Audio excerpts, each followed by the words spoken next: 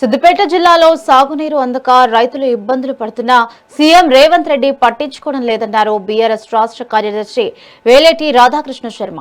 Yellampalli mid మానేరులో వీరున్న pumping చేయకుండా రాజకీయ కక్ష సాధింపు చర్యలకు పాల్పడుతున్నారని ఆరోపించారు. కాళేశ్వరంపై దుష్ప్రచారం చేస్తూ గోదావరి నీటిని వృధా చేస్తున్నారని విమర్శించారు. తక్షణమే నీటిని విడుదల చేయకపోతే మోటార్లు తామే ఆన్ చేస్తామని హెచ్చరించారు.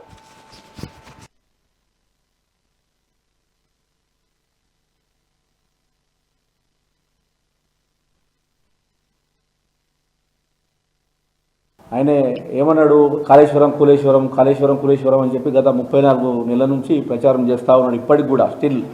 అయితే ఈ మధ్యనే ఏదైతే కేంద్ర ప్రభుత్వం సంబంధించిన సంస్థలు వచ్చినాయి. ఇప్పుడు మేడిగడ్డల 7 బ్లాకులల్లా 7వ బ్లాక్ మాత్రమే 2 పిల్లర్లు కుంగినాయి. సుందిల్లా అన్నారం బాగానే ఉన్నదని చెప్పి రిపోర్ట్ కూడా ఇవ్వడం జరిగింది. అయినా కానీ రేవంత్ రెడ్డి దాని గురించి మాట్లాడతలేడు. నిన్న ఏదో ప్రెస్ మీట్ పెట్టిండు, నన్ను అమెరికాకు రానిస్తలేరు అని చెప్పి ఏదో మొత్తుకుంటా ఉన్నాడు.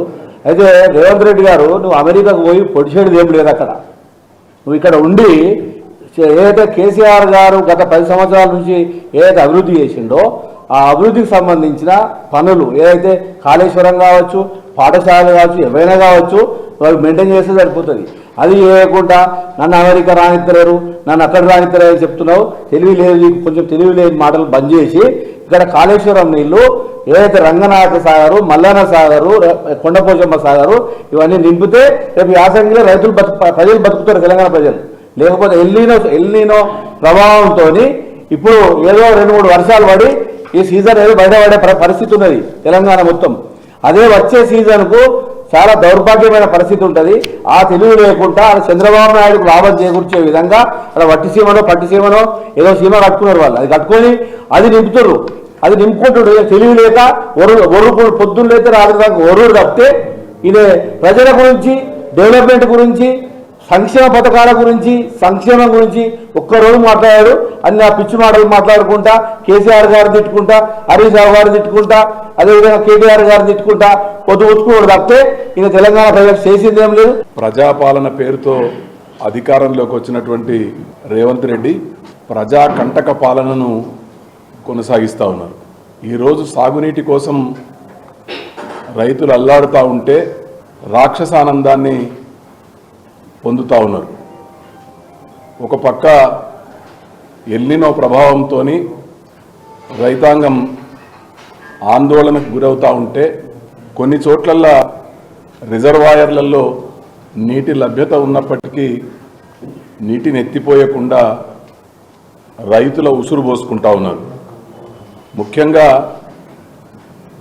ఎల్లంపల్లిలో కానీ మిడ్మానేరులో కానీ ఈరోజు నీటి లభ్యత ఉంది. ఎల్లంపల్లి రిజర్వాయర్లో దాదాపు 27 టీఎంసీల నీళ్లున్నాయి.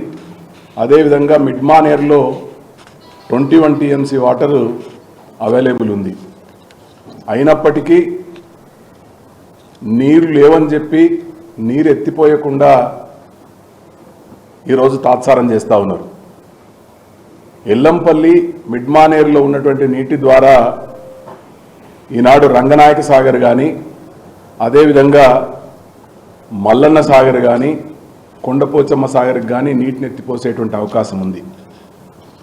అయినప్పటికీ అటు అన్నపూర్ణ, రంగనాయక సాగర్ను నింపడంతో పాటు మల్లన్న సాగర్, కొండపోచమ్మ సాగర్కు నీళ్లను ఎత్తిపోసేటువంటి అవకాశం ఉన్నప్పటికీ నీరు ఎత్తిపోయకుండా రైతులు బాధపడతా ఉంటే చూస్తూ గుడ్లు తేలేసి చూస్తుండే తప్ప రైతుల గురించి ఆలోచన చేయడం లేదు. ప్రజాపాలన పేరుతో